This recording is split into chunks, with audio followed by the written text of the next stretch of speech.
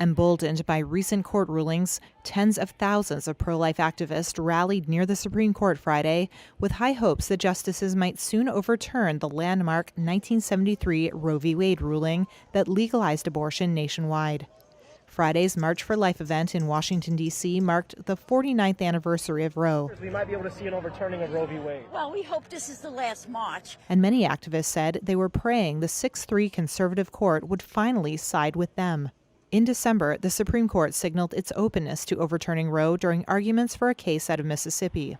Conservative justices indicated sympathy for Mississippi's 15-week abortion ban, which violates Roe's precedent. That is, a woman's right to terminate a pregnancy before the fetus is viable at around 24 weeks. But according to advocate Rex Tedosio, there is no place for termination. So we're hoping there will be accommodate in the United States that the unborn are protected in the womb of their own mothers. The mood among demonstrators was boosted by recent state abortion restrictions. Abortion is suffering a lot of defeats, especially with the heartbeat bill and, the sign of post-Roe generation, the post-Roe America. That's what we're here for. There's been decades where abortion is advancing, and now they're just losing. Several members of the white nationalist group Patriot Front attended Friday's march. Some held shields and lifted a banner that read, "Strong families make strong nations." Liberate Abortion, a national coalition of more than 100 abortion rights advocacy groups, said it didn't stage an in-person counter-protest at the march due to a recent spike of COVID cases, but said it was holding a series of virtual events to mark the anniversary of Roe v. Wade this week. 80-year-old Sabino Leal Geronimo is returning home for the first time in 4 months after being forced to leave. The home his grandparents built and in which he was born is covered in ash after a volcanic eruption that lasted 85 days, only being declared over on Christmas Day. And there's a lot of work to be done. I'll find a couple of friends to help me clean this up, more or less. Also upstairs, we are going to see if we are able to get the car out. First, I am going to clean the upper part from above, air it out, clean so that if I come, I will live upstairs when there is electricity and water. Geronimo counts himself lucky that his home wasn't among the 3,000 buildings destroyed by molten rock. The only structural damage was the partial collapse of his garage. His car is still in there. On the island, they are digging through volcanic ash piled 10 feet high, and it's all hands to the pump to get homes back in working order. But resident Isabel Fuentes believes issues are likely to persist for some time. Esto es un problema muy grande, pero claro. This is a very big problem. People think that when they clean it all up, it will be over and we can now enter our homes. Look where the volcano is. When there is a storm, wind will blow the ash back here again. It won't be as much as it is now, but we're going to have this stuff in our homes for years and years. Right now, as it started to rain, it is as hard as cement. Estaba empezando a llover y como esto se ponga duro, esto es como cemento. Geronimo is one of 7,000 people from La Palma who were forced to leave their homes living in a hotel provided by local authorities. So far, he's had no official help with the clear-up mission at his own home. The La Palma authorities have warned residents to clear ash wearing masks and protective clothing and avoid entering basements where toxic gases could still be trapped. They have offered help to vulnerable populations and people whose homes are unstable. Stocks on Wall Street fell for a third straight week. The three main indexes dropped sharply Friday as Netflix's sour earnings outlook dented investor sentiment. The S&P 500 and Nasdaq suffered their worst weeks since the start of the health crisis in March 2020, and the Nasdaq sank deeper into correction territory. O'Neill Global Advisors senior portfolio manager Randy Watts says the Nasdaq faces more downside risk. Over 25% of the Nasdaq is off 50% or more from its high, but I don't think time-wise we're completely through this correction. I still think it's a process that has to continue, and we're likely to then trade sideways and consolidate a bit before heading back up. The Dow fell 450 points, or 1 1/3%. The S&P 500 plunged nearly 2%, and the Nasdaq plummeted 2 3/4%. Netflix was the top decliner on the S&P. Shares plunged almost 22%. The world's largest streaming service disappointed investors with its weak forecast for quarterly subscriber growth. That dragged down other streaming stocks, including Roku and Disney, which was the Dow's top decliner. Another so-called stay-at-home stock, Peloton, recouped some of Thursday's steep loss, rising nearly 12%. The exercise bike maker denied a report that it was halting some production. Next week, inflation-wary investors will closely watch the Federal Reserve's meeting for clarity on its plans to tighten monetary policy. Turn this mic on. You guys rockers.